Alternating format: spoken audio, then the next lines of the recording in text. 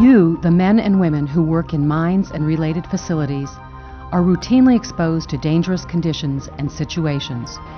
You must always be alert to a constantly changing environment filled with hazards that can injure and even kill in seconds. Noise is a hazard that can diminish or destroy your hearing. Noise can mask sounds that you should be hearing. Noise can cause you stress, give you headaches, and affect other parts of your body.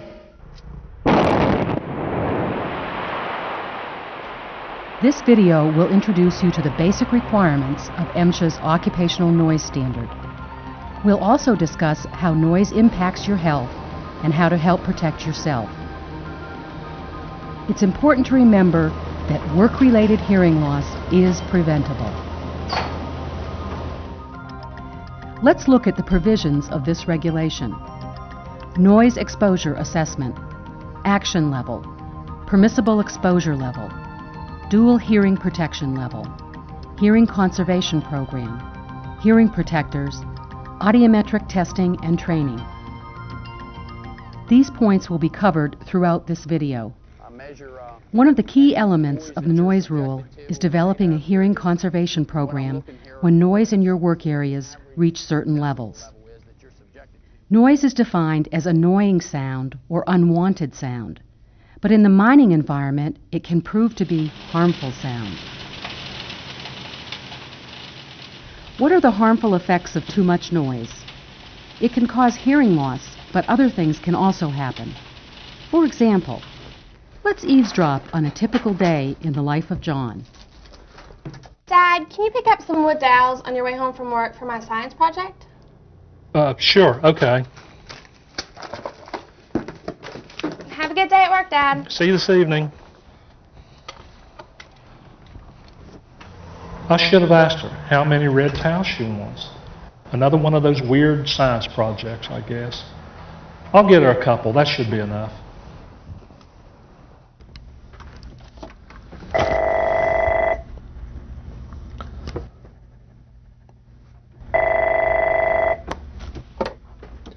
John speaking. Hi, John. I need you to go over to Building 3 and pick up 9 light bulbs right away. Can you do that? Okay. Bye. Her orders get screwier every day. The white pine boards are in Building C. Wonder how many we really need.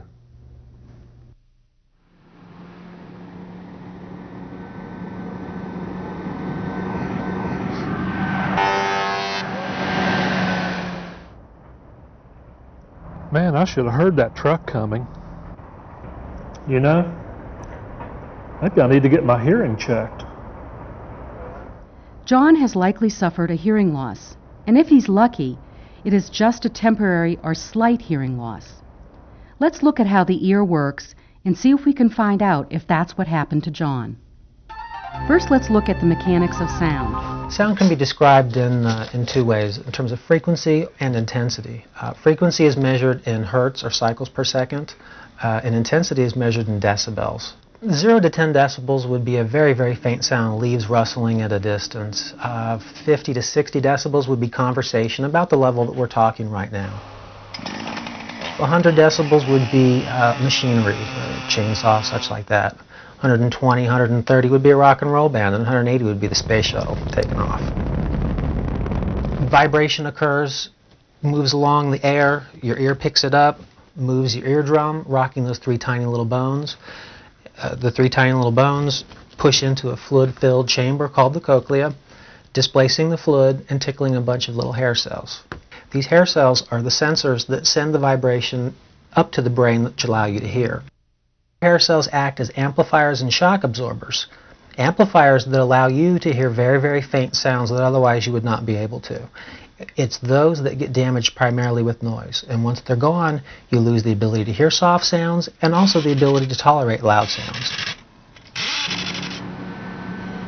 John should try to find out whether he has any hearing damage and what he should do about it. He'd find out just the same way you can, by taking a hearing test, which is also called an audiometric test. I'm one of the audiologists here. I'll be testing your hearing today. Have you in fact been exposed to noise in the last 14 hours? No, I haven't, doctor. In this profession, we like to differentiate temporary shifting of hearing from permanent shifting. The only way we can know that we're not measuring a temporary shift is if you've been away from noise at least 14 hours. I understand. Very good. The results of this test will show whether you've lost any ability to hear certain sounds at a range from high to low frequencies. For instance, one of the first frequencies usually lost is the 4,000 Hertz frequency range, near that of a conversational speech. Typical sounds in that range are high-pitched, like the voices of women and children. Yes, it is. The graph of hearing that we've just performed on you. John was lucky this time because he hasn't experienced any permanent hearing loss. We would recommend strongly the wearing of hearing protection when you continue to be in these excessive noise situations. When you're exposed to noise over a long period of time, it will most assuredly damage your hearing. But I'm used to the noise. Constant exposure to loud levels of noise will not toughen your ear at all. It will damage it. And some sounds will no longer be audible to you. Therefore, you think you're toughening it, but you're not. You're losing your hearing. Hearing aids help in some cases, but all they do is make sounds louder. They can't fix any damage to the ability to recognize and understand various sounds. The best approach is to do all you can to prevent hearing loss. Once the loss is permanent, there is no way to restore it. So, how can you prevent hearing loss, or at least prevent any hearing loss you may already have from getting worse? Who is responsible for protecting your hearing? The answer is, both you and your employer share the responsibility of protecting your hearing.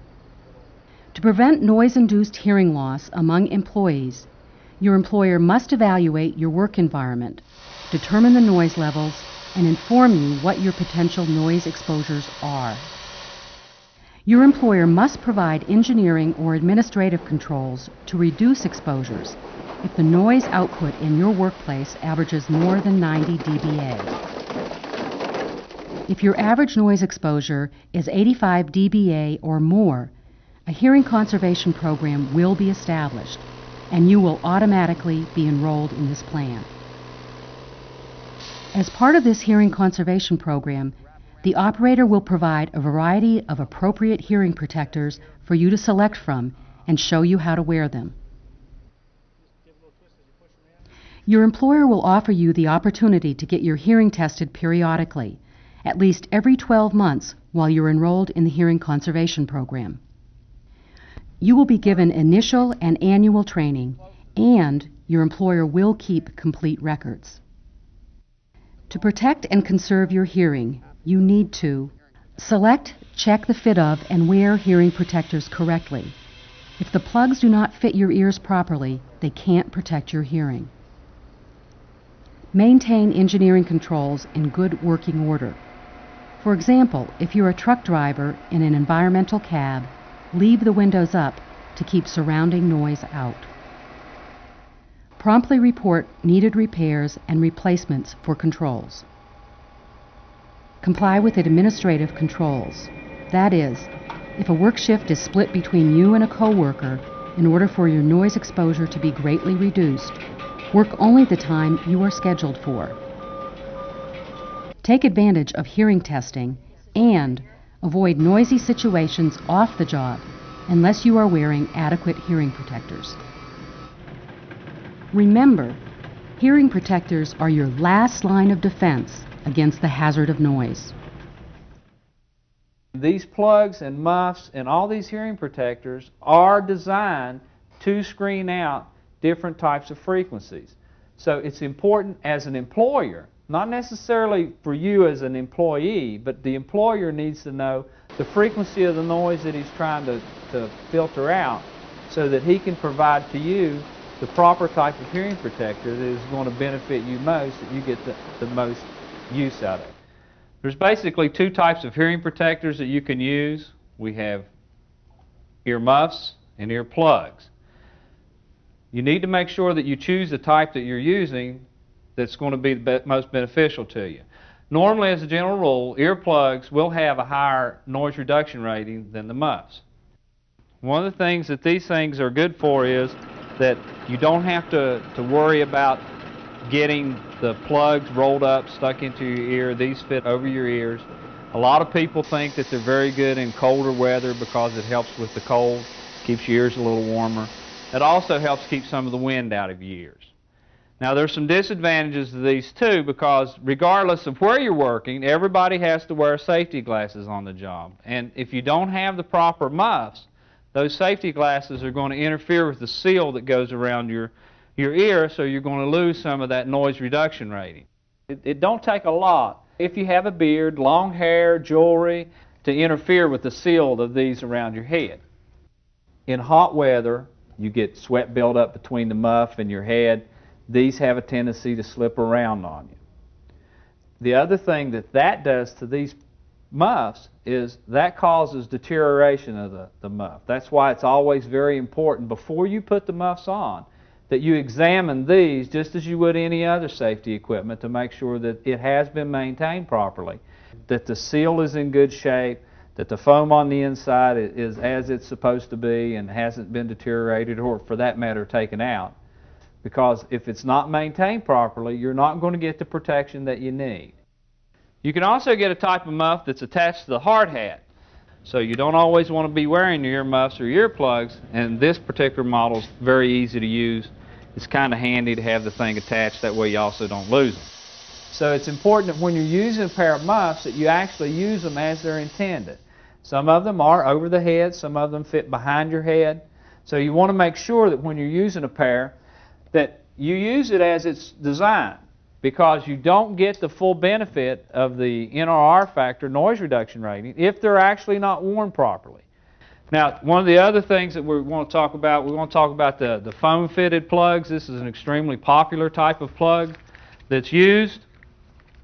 When you're taking the plug, you have it rolled up. You're supposed to take the plug in your hand, go over the back of your head, pull your ear out, insert the plug, and then let loose. Well, what happens then is as you let loose, the foam will actually spread out and will actually fill the canal up for you. So this is an advantage of this type of a plug. Now, one of the disadvantages is that if you have to make any adjustments to the plug, it has to come out. So there's not really any adjustment you can make with it. We have other types of plugs that are in fact connected by the string, so when you take the plug out, you don't lose it. This particular one hooks on the end of your eyeglasses, right off of the ears of your eyeglasses, so that when you take them off your glasses, they're going to hang and they're going to be real handy for you to use. It is so important that when you pick out a set of hearing protectors, that you pick out something that fits you, that you're comfortable with. You should have an array of protectors to choose from. No two people's ears are alike. You may have two ear canals that are actually even different sizes. Again, that's one of the advantages that some people like about an ear muff. You don't have to worry about the size of the ear canal when you're fitting it. That's one of the advantages that people have with the foam-fitted plugs, because they will adjust to the size of your ear. That's why these come in different sizes. Now, if you have the ones that are separate as this pack comes, where that they're individual, you can get different sizes for each ear. Now, you're not going to wear these if they're not comfortable, just like you won't wear a pair of shoes that don't fit your feet. If the earplugs or the hearing protectors that you're using aren't comfortable, you're not going to use them. So you get no benefit of them if they stay in your case or in your shirt pocket. You've got to wear them to get the benefit from them. So you want to make sure that when you pick out a set of hearing protectors, that it's very comfortable. When you're using any type of a plug that you have in your ear, you need to be very cautious when you remove those. You just don't want to jerk them out. It'll pop, and it will cause your ear to pop, and you can actually harm your ear by pulling these plugs out too quickly. If you get it in there and it's not comfortable, you can twist them. And when you twist them, it lets that trapped air that's pushed inside when you put it in, it allows it to escape, and you still have a real good seal. And always use a clean pair of hearing protectors. These are washable, they are reusable. However, they will wear, they will deteriorate. So if that does happen, you want to get rid of them. And we know that the mining industry is not exactly the cleanest industry in the world. You're going to get dirt and you're going to get foreign matter on this. And sticking that stuff back into your ear can cause you some problems with your ear. Not just the hearing, but actually you can get infections and other type of auditory problems that can develop from that. If you can't get a good fit with any particular type of plug, you can go to an audiologist and they will form-fit plugs for you. The other thing that you need to be knowledgeable of is the area that you're working in and the noise levels. You can wear dual hearing protection, so you'll have the plugs in and the muffs on. A lot of people find that this is one of the most preferred ways in a noisy area to protect your hearing. It's extremely important when you're choosing a pair of hearing protectors that you get the right hearing protector that has the right NRR value. What I'd like for you to do what we want to refer to as a fit check on these plugs and muffs. So take the earplugs and put it in either ear. I don't care right or left. Okay. I want you to roll it in, get you a nice fit. And then what I'd like for you to do is I'd like for you to count to 5, loud enough to where you can hear yourself pretty well, and see if you can see a difference between the left and the right ear, the ear that you have the plug in and the ear that you don't. 1, 2, 3, 4, 5. Can you Yes, tell sir. the difference? I can tell the difference? Very good. After you do that, I want you to put it in the other ear and then see what kind of a difference you get.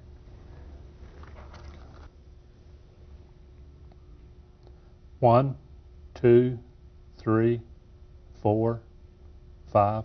And the sound should sound like now when you talk or you hear sounds, it should sound like it's coming from the middle of your head. That means that you have a nice, good fit with your hearing protectors, that they're working properly. Now, you should get that same effect when you use the muffs also.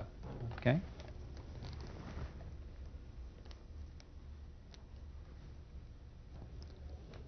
One, 2, 3, 4, 5. So now, and you can do that every time you put the plugs in or the muffs on. You can do this check to make sure that you have a good fit. You should also protect your hearing away from the job. It's not just work that can cause hearing loss. Sometimes it's the fun stuff. Pull.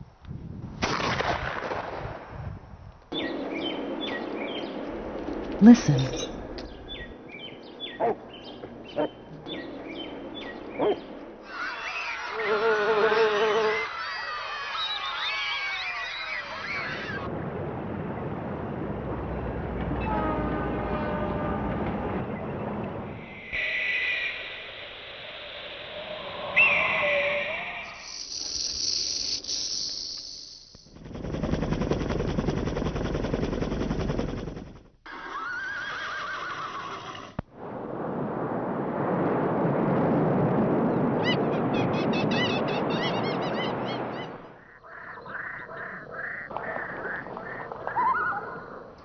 Yes, sound can be sweet. And if you could hear all those sounds, your hearing is still very good. So continue taking care of your hearing. If, however, those sounds weren't clear or audible, you could have already experienced some hearing loss, either temporary or permanent. It's just as important that you start protecting your hearing now in order to prevent any further loss, or the sounds you just listened to might be lost forever. Hey, Dad. Good hearing makes your life richer and more enjoyable. Saving your hearing could save your life. Save your hearing. Save your life. For more information about Part 62, the MSHA Noise Rule, please visit our website at www.msha.gov.